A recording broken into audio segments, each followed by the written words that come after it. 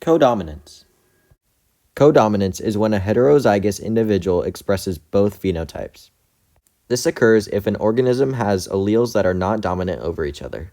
An example of an organism that expresses a co-dominant trait is the cow to the left. In this case, a homozygous dominant cow is red in color.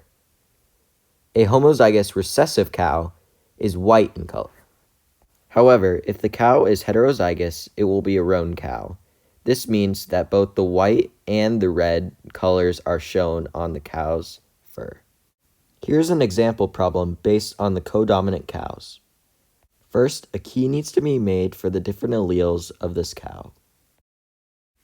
I will use RW to represent white hair. A cow with red hair will be represented by RR. And finally, a roan cow will be represented by RW. The first question is, if a roan sow and a roan bull mated, which percentage of their offspring would be white? Since both parents are heterozygous, there will be a 50% chance that their offspring is heterozygous, which means there is a 25% chance their offspring will be white and another 25% chance their offspring will be red.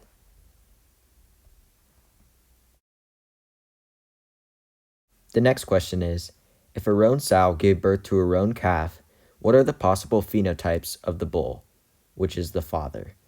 If the mother is heterozygous, that means the bull can have any possible genotype, and this could still result in a roan calf. The sow's genotype is RRW, which is a roan cow. The possible combinations for the bull are RRRR, which is red, RWRW, which is white, and RRRW, which is heterozygous, and it is a roan bull.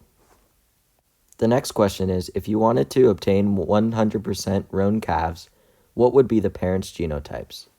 We know that in order to have a roan cow, it needs to be heterozygous. In this case, we need to obtain one of each allele from either of the parents.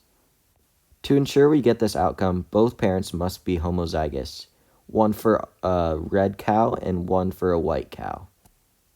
The next question is, the roan pattern in cattle is an example of co-dominance or incomplete dominance. We know that this is co-dominance because both alleles are being expressed at the same time. The final question is, describe the appearance of a baby calf would have if the red and white hairs were incomplete dominant instead of co-dominant.